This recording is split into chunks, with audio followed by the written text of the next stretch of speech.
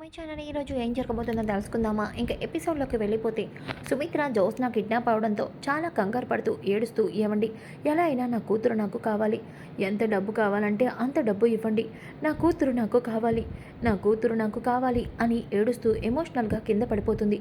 దాంతో ఒక్కసారిగా దశరథ, శివనారాయణ అందరూ కూడా సుమిత్ర ఏం కాదు, జ్యోత్స్నకేమీ కాదు, నేను చెప్తున్నాను కదా, ఇదిగో ఇప్పుడే ఆ డబ్బు తీసుకెళ్ళి జ్యోత్స్నని ఎలా అయినా విడిపించి తీసుకొస్తాం.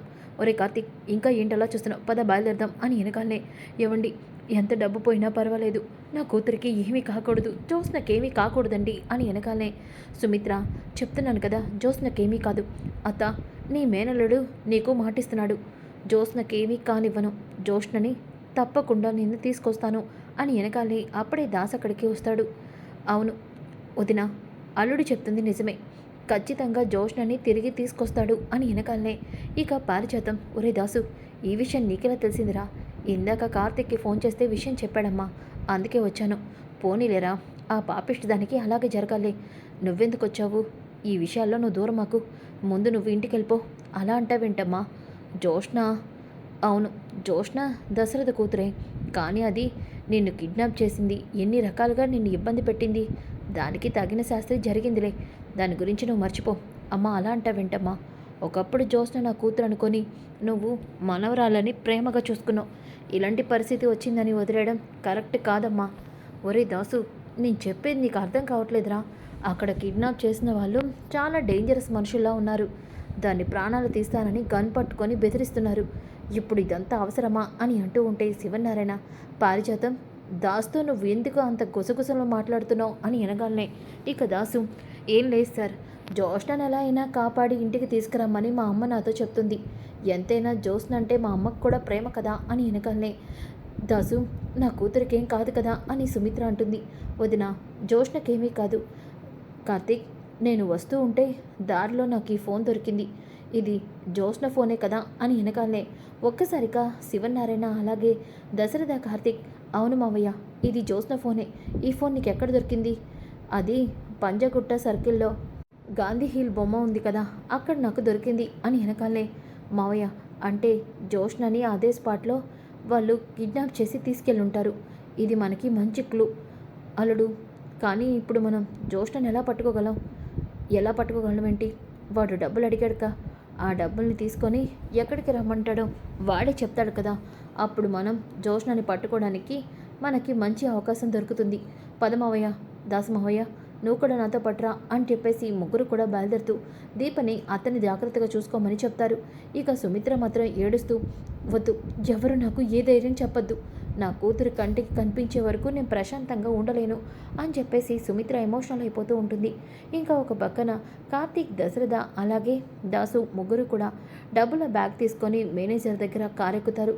ఇక జ్యోత్స్న ఏమో చెప్పాను కదా అదిగో ఫోన్ వచ్చింది అని వెనకాలనే, జ్యోత్స్న డబ్బులు అరేంజ్ చేస్తారా, చేస్తారు, మా మమ్మీ ఈ పాటికి నా పర్ఫార్మెన్స్ చూసి ఇంట్లో రచ్చరచ్చ చేస్తుంటుంది, కాల్ లిఫ్ట్ చేయి నీకే అర్థమవుతుంది అని వెనకాలనే, హలో ఏం దశరథ, డబ్బులు రెడీ చేశావా, డబ్బులు రెడీ చేశాను, నువ్వెక్కడికి రమ్మంటావో చెప్పు, అక్కడికి వచ్చి ఈ డబ్బుల బ్యాగ్ని ఇస్తాను అని వెనకాలనే ఒక్కసారిగా అక్కడ ఉన్న వైరా షాక్ అయిపోతాడు. ఇక జ్యోత్స్న చెప్పాను కదా అన్నట్టు సైగ చేస్తుంది.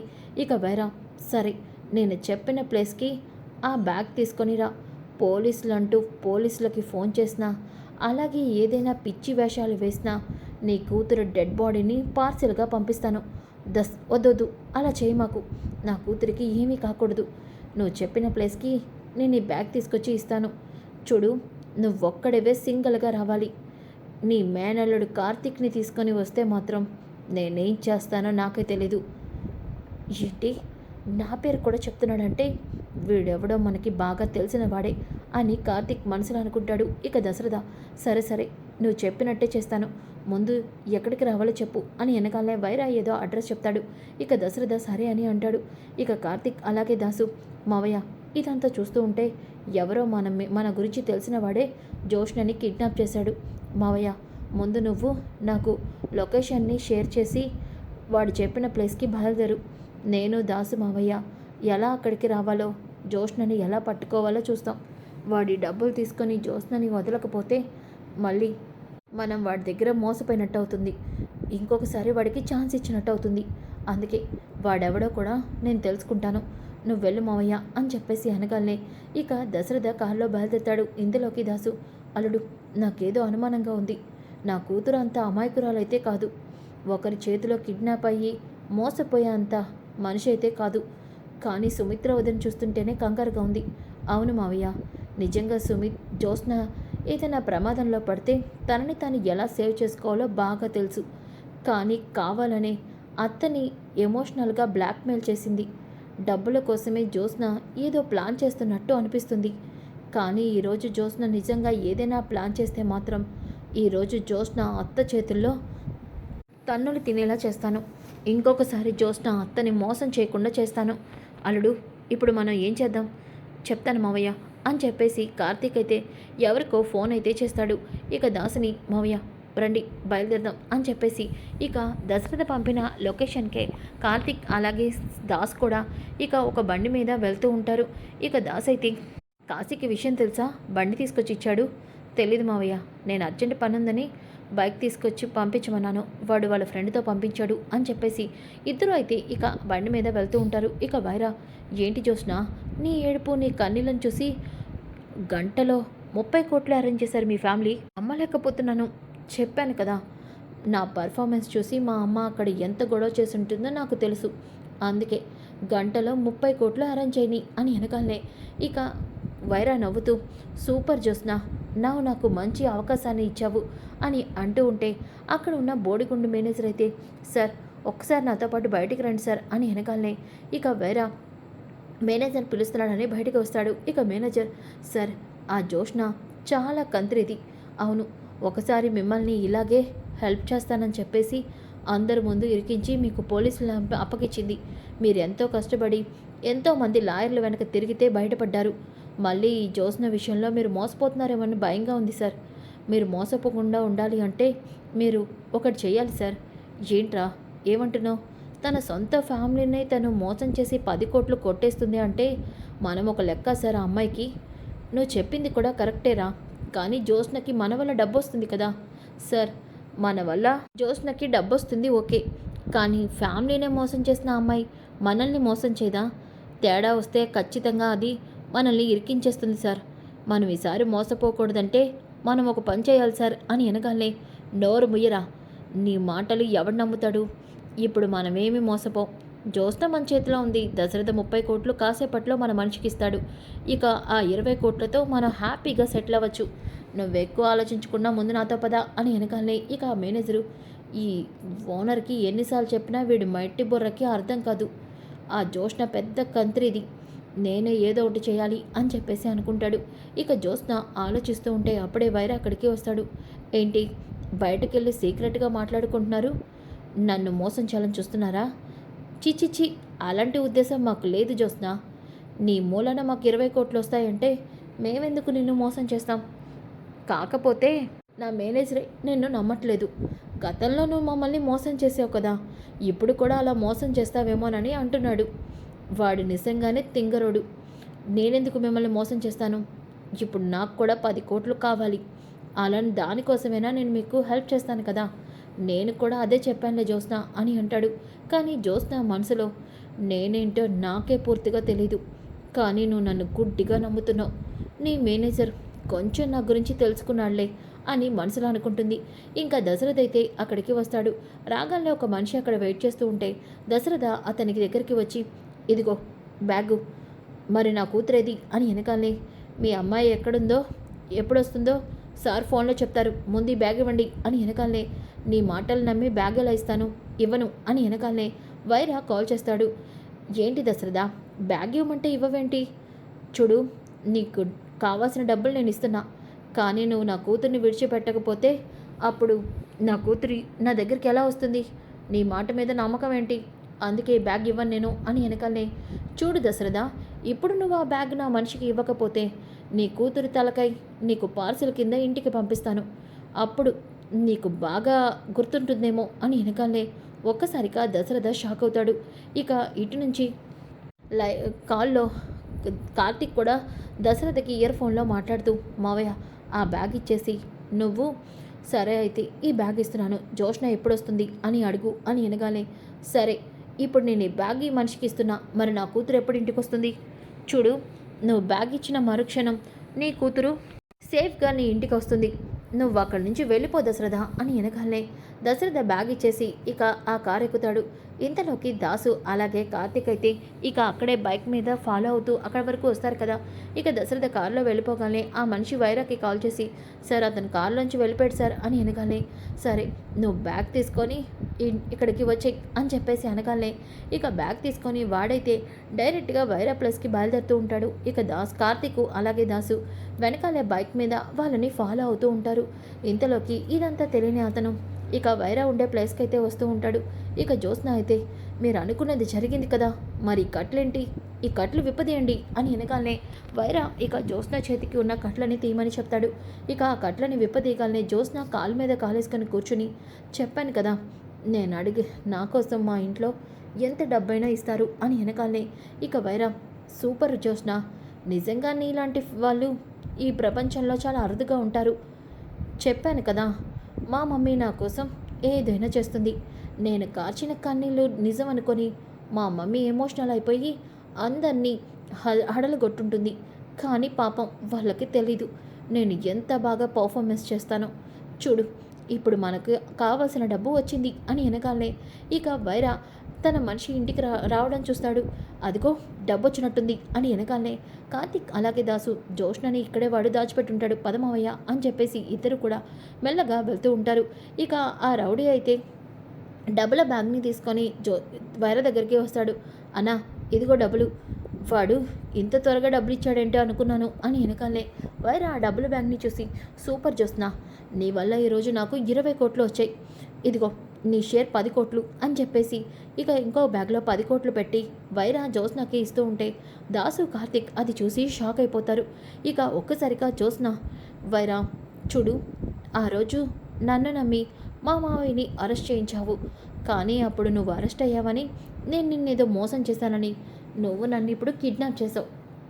కానీ ఈ కిడ్నాప్ వల్ల నీకు 20 కోట్లు ప్రాఫిట్ వచ్చింది. ఏమంటావు? అవును జ్యోత్స్న, ఇప్పుడు నీకు కూడా 10 కోట్లు ప్రాఫిట్ వచ్చింది కదా. సరే, నిన్ను ఇంట్లో డ్రాప్ చేయమంటావా, నువ్వే వెళ్ళిపోతావా? వైరా, నేనే వెళ్ళిపోతాను, నువ్వేమీ నన్ను డ్రాప్ చేయాల్సిన అవసరం లేదు, బాయ్ అని చెప్పేసి జ్యోత్స్న ఇక అక్కడి నుంచి వెళ్ళిపోతుంది. ఇదంతా కూడా కార్తిక్ అలాగే దాసు చూస్తూ ఉంటే, దాసు చూసేవాళ్ళడు నా కూతురు మోసం, చెప్పాను కదా జ్యోత్స్న ఖచ్చితంగా ఏదో మోసం చేస్తుందని. అవును మావయ్య, కానీ ఈ మోసాన్ని అత్తకి తెలిసేలా చేయాలి. ఇలాగే వదిలేస్తూ ఉంటే జ్యోత్స్న ఖచ్చితంగా అందరినీ ఇంకా మోసం చేస్తూనే ఉంటుంది. మరి ఎలా అల్లుడు, చెప్తా పద అని చెప్పేసి జ్యోత్స్న కారులో వెళ్ళిపోగానే ఇక వైరా అయితే ఆ 20 కోట్ల బ్యాగ్ తీసుకొని, సూపర్ రా, ఈరోజు మనం అనుకున్నది జరిగింది, ఇన్నాళ్ళకి నా ప్లాన్లు సక్సెస్ అవుతున్నాయి అని చెప్పేసి ఆ మనుషుల్ని వెళ్ళిపోమని చెప్తాడు. ఇక వాళ్ళు అక్కడి నుంచి వెళ్ళిపోతారు. ఇంతలోకి వైరా, ఒరే గుండు, ఏంట్రా ఆ జ్యోత్స్న మనల్ని మోసం చేస్తుంది ఇది అది అన్నావు, చూడు 20 కోట్లు వచ్చాయి. బాస్ అది కాదు బాస్, ఏయ్ పదబే అంటూ వైరా అలాగే వాళ్ళ మేనేజర్ ముగ్గురు ఇద్దరు కూడా ఇక వస్తూ ఉంటే ఒక్కసారిగా కార్తిక్ అలాగే దాసు ఎదురు పడతారు. వాళ్ళని చూసిన వైరా ఒక్కసారిగా షాక్ అవుతాడు. బాస్ చెప్పాను కదా ఆ మేడం అంత మామూలుది కాదని, అలాగే ఈ కార్తిక్ వల్లే లాస్ట్ టైం మనం ఇరుక్కున్నాం, ఇప్పుడు కూడా. అవునరా, అప్పుడు ఇరుక్కున్నారు, ఇప్పుడు కూడా ఇరుక్కుంటారు. ఏంట్రా అప్పుడు నీకు ఇచ్చిన కోటింగ్ సరిపోనట్టుంది, మళ్ళీ ఇలాంటి పిచ్చి పిచ్చి వేషాలు వస్తున్నావేంటి? కార్తిక్, ఈ విషయంలో నీకు ఎటువంటి సంబంధం లేదు, వదిలే, మాకు పనుంది. ఏంట్రా పనుంది? మీతోనే నాకు పనుంది. మా మావయ్య దగ్గర అప్పనంగా 20 కోట్లు కొట్టేస్తే నేను చూస్తూ ఊరుకుంటానంటున్నావా? 20 కోట్లు అంటాడేంటి, 30 కోట్లు కదా అని అనుకుంటూ ఉంటే, ఏంట్రా 20 అన్నానేంటా అనుకుంటున్నావా? 10 కోట్లు జ్యోత్స్న తీసుకెళ్ళడం నేను చూశాను. ఇప్పుడు నిన్ను నేను ఎక్కడికి తీసుకెళ్లాలో అక్కడికే తీసుకెళ్తాను, పదరా అని చెప్పేసి దాసు అలాగే ఇక కార్తిక్ వైరాని అలాగే తన మేనేజర్ని కారెక్కిస్తారు. ఇక వైరా అయితే, కార్తిక్ అనవసరంగా నాతో పెట్టుకుంటున్నావు, నువ్వే నాతో పెట్టుకుంటున్నావురా, మర్యాదగా ఇప్పుడు నాతో వచ్చి నేనేం చేస్తానో అది చూస్తూ ఉండు, లేకపోతే నేనేం చేస్తానో నువ్వు కల్లో కూడా ఊహించుకోలేవు అని అనగానే ఇక కార్తిక్ చెప్పిన మాటలకి సైలెంట్గా కూర్చుంటాడు. ఇక దశరథ ఇంటికి రాగానే సుమిత్ర, ఏవండి నా కూతురేది, నా కూతుర్ని తీసుకొస్తానని చెప్పారు కదా, మరి మీరు ఒక్కరే వచ్చారేంటి? జ్యోత్స్న ఏదండి, నాన్న 30 కోట్లు తీసుకొని జోష్నని వాళ్ళే వదిలేస్తామన్నారు. జోష్న ఇంకా ఇంటికి రాలేదా? లేదు దశరథ. అయినా నువ్వు వాడిని నమ్మి ఎలా 30 కోట్లు ఇచ్చావు అని అంటూ ఉంటే అప్పుడే జోష్న ఇంటికి వస్తుంది. రాగానే జోష్న మొహం అంతా కూడా ఎర్రగా కందిపోయినట్టు, జోష్న జుట్టంతా కూడా చెరిగేసినట్టు వస్తూ మమ్మీ మమ్మీ అని చెప్పేసి ఒక్కసారిగా సుమిత్రని హక్ చేసుకుంటుంది. ఇక అలా హక్ చేసుకోవడంతో అప్పుడే కార్తీక్ కూడా ఇంటికి వస్తాడు. ఇక దీప బాబా జోష్న దీప ఇక్కడ జరగబోయే పర్ఫార్మెన్స్ని చూడు కాసేపు అని అంటూ ఉంటాడు. దాంతో సుమిత్ర జ్యోత్స్న నీకేం కాల్ మమ్మీ మీరు ఆ డబ్బు పంపించకపోయి ఉంటే కాసేపట్లో వాడు నన్ను చంపేసేవాడు. నేను ఇప్పుడు మీ కళ్ళ ముందు బ్రతికి కనిపించేదాన్ని కాదు. నా శవాన్ని మీరు చూడాల్సి వచ్చేది మమ్మీ అని వెనకాలనే అమ్మ జ్యోత్స్న అలాంటి మాటలు మాట్లాడొద్దమ్మా. ఇంకెప్పుడు నువ్వు అలా మాట్లాడద్దు. నీకేం కాలేదు కదా అమ్మయ్య నీకేం కాలేదు అని వెనకాలనే శివనారాయణ జ్యోత్స్న ఎవరు వాళ్ళు? అసలు నేను ఎందుకు కిడ్నాప్ చేశారు? తెలీదు తాత. వాళ్ళెవరో నాకు తెలీదు. ముఖానికి మాస్కులు వేసుకున్నారు. వాళ్ళని చూసి నాకు చాలా భయం వేసింది అని వెనకాలనే ఇక దశరథ నిన్ను కిడ్నాప్ చేసి డబ్బులు తీసుకోవాల్సిన అవసరం ఎవరికుంది? అంత పెద్ద శత్రువులు మనకెవరు లేరు కదా అని అంటూ ఉంటే ఏమో డాడీ నాకు తెలీదు, కానీ వాళ్ళని చూసి చాలా భయపడ్డాను నేను. అవునా జ్యోత్స్న చాలా భయపడినట్టున్నావే అని కార్తీక్ అంటాడు. బావా అదేంటి అలా మాట్లాడుతున్నావు? ఎవరైనా రౌడీలు కిడ్నాప్ చేస్తే భయపడరా? అవునవును భయపడతారు, కానీ కిడ్నాప్ చేసిన రౌడీలు అంత ఈజీగా నిన్ను నీ కారులోనే ఎలా వదిలేశారు? అదే నాకు విచిత్రంగా అనిపిస్తుంది. డబ్బుల కోసం కిడ్నాప్ చేసిన వాళ్ళు కారు కూడా తీసుకెళ్ళాలి కదా, కానీ అదేం చేయలేదేంటి అని వెనకాలే ఒక్కసారిగా జ్యోత్స్న బావేంటి ఏదో డౌట్గా మాట్లాడుతున్నట్టున్నాడు అని అనుకుంటూ ఉంటే సుమిత్ర ఒరే కార్తీక్ ఇవన్నీ ఎందుకు? నా కూతురు చాలా అలసిపోయింది, పదమ్మ జ్యోత్స్న అని వెనకాలనే ఇక కార్తీక్ అత్త ఆగు, ఇప్పుడే అసలు కథ మొదలవుతుంది మావయ్య అని వెనకాలనే దాసు వైరాని అలాగే గుండుగాడిని తీసుకొని వస్తాడు. అది చూసి జ్యోత్స్న షాక్ అయిపోతుంది. దశరథ శివనారాయణ కూడా షాక్ అయి ఏంటి వీళ్ళు ఇక్కడికి వచ్చారేంటి అని వెనకాలనే జ్యోత్స్నని కిడ్నాప్ చేసింది ఎవరో మీకు తెలియాలి కదా మావయ్య, అందుకే తీసుకొచ్చాను. ఈ వైరాగడే జ్యోత్స్నని కిడ్నాప్ చేసింది అని వెనకాలనే ఒక్కసారిగా దశరథ శివనారాయణ అందరూ కూడా షాక్ అయిపోతారు. జ్యోత్స్న చాలా టెన్షన్ పడుతూ ఉంటుంది. దాంతో దశరథ వైరా నువ్వా నా కూతుర్ని కిడ్నాప్ చేసింది? నువ్వా అని వెనకాలనే వైరా అవును నేనే కిడ్నాప్ చేశాను, కానీ నీ కూతురు నాకంటే పెద్ద కంత్రిది. నేను 20 కోట్లు మాత్రమే నీ కూతురు దగ్గర తీసుకున్నాను, కిడ్నాప్ చేసి అడుగుదామనుకున్నా, కానీ నీ కూతురు 30 కోట్లు అడిగింది. ఎందుకంటే 10 కోట్లు తను నొక్కేసింది. మమ్మీ వీడు అబద్ధం చెప్తున్నాడు, ఆ 30 కోట్లు వీడే కొట్టేసి కావాలని నా మీద అబద్ధం చెప్తున్నాడు. అవునా ఏంటి జ్యోత్స్న అంటే నిజంగాను 10 కోట్లు తీసుకున్నావా అని కార్తీక్ అనగానే బావా వాడి మాటలు నమ్ముతావేంటి అని వెనగానే లేదు జ్యోత్స్న వాడి బ్యాగ్లో 20 కోట్లే ఉన్నాయి, అందుకే అడుగుతున్నాను. అయినా నిన్ను కిడ్నాప్ చేసింది ఎవరో నీకు తెలియదన్నావు కదా, మరి వైరా అని తిడుతున్నావేంటి అని వెనకాలనే జ్యోత్స్న షాక్ అయిపోతుంది. ఇక అక్కడున్న మేనేజర్ నాకు తెలుసు బాస్ ఈ అమ్మాయి చాలా పెద్ద కంత్రి, దొరికిపోయాక ఖచ్చితంగా మనల్నే ఎదవలను చేస్తుందని నాకు తెలుసు, అందుకే మీరు మాట్లాడుతున్నప్పుడే నేను వీడియోని రికార్డ్ చేశాను. చూడండి ఈ వీడియో, ఇందులో ఈ జ్యోత్స్న 10 కోట్లు కొట్టేసిన విషయం ఉంది అని చెప్పేసి వీడియోని చూపిస్తాడు. ఆ వీడియోలో జ్యోత్స్న మా మమ్మీ నా కన్నీళ్ళకి కరిగిపోతుంది, నా పర్ఫార్మెన్స్ని చూసి 30 కోట్లు మీకు గంటలో అరేంజ్ అయ్యి చూశారుగా, నా పర్ఫార్మెన్స్ అలా ఉంటుంది. మా మమ్మీ నా మాటలకి నా ఏడుపుని చూసి ఇంట్లో ఎంత హంగామా చేసుంటుందో అని కాలు మీద కాలేసుకొని జ్యోత్స్న కూర్చొని మాట్లాడినదంతా కూడా చూస్తారు. ఒక్కసారిగా సుమిత్ర జ్యోత్స్న చెంప పగలగొడుతుంది. ఇక అందరూ కూడా షాక్ అయిపోతారు. ఇక కార్తీక్ చూసారా మావయ్య తాత, ఈ వైరాగాడు జ్యోత్స్నని కిడ్నాప్ చేశాడు, కానీ ఆ కిడ్నాప్ చేసిన వెనక కూడా కారణం ఉంది. ఏంటంటే అని వెనకాలనే ఆ గుండు సార్ దాని దగ్గర కూడా కారణం ఉంది అని కారణం చూపిస్తూ ఉంటే ఆ వీడియోలో జ్యోత్స్న చూడు వైరా ఒకప్పుడు మా మావయ్యని సీఈఓ నుంచి రిజైన్ చేయడం కోసం మా మావయ్యని అరెస్ట్ చేయడానికి నేను అంతో ప్లాన్ చేసి నీకు చెప్పాను, కానీ ఆ ప్లాన్ కాశీగాడి వల్ల ఫెయిల్ అయింది. కానీ ఈసారి మాత్రం ఈ కిడ్నాప్ ప్లాన్ ఫెయిల్ అవ్వదు, ఖచ్చితంగా నీ డబ్బు నీకు వస్తుంది, నా డబ్బు నాకు వస్తుంది అని అంటుంది. ఇక ఒక్కసారిగా శివనారాయణ అంటే ఆ రోజు వైరా ఇదంతా చేయడానికి కారణం మీ మనవరాలే. అవును దశరథ నీ కూతురు వల్లే ఆ రోజు నేను జైలుకి వెళ్ళాల్సి వచ్చింది, అందుకే నీ కూతుర్ని కిడ్నాప్ చేద్దామనుకున్నా, కానీ మళ్ళీ నీ కూతురు చేతిలోనే మోసపోయాను అని వెనకాలనే కార్తీక్ పోలీసులకి ఫోన్ చేస్తాడు. అప్పుడే పోలీసులు అక్కడికి వచ్చి వైరాని అలాగే తన మేనేజర్ని తీసుకొని వెళ్ళిపోతారు. ఇక సుమిత్ర అయితే జోస్ను చెంప పగలగొట్టి, ఛీ, నిన్ను చూస్తుంటేనే అసహ్యం వేస్తుంది. మమ్మీ, అంటే అది డబ్బు కోసం ఇలా నాటకాలు ఆడతావా? నీ గురించి నేను ఎంత తల్లడిల్లానో తెలుసా అని వెనకాలనే, మమ్మీ అది నోర్మై, ఇంకేం మాట్లాడద్దు. రౌడీతో చేతులు కలిపి వాడు నిన్ను కిడ్నాప్ చేసేలా చేసి ఇప్పుడేమో అమాయకురాల్లా మాట్లాడతావా?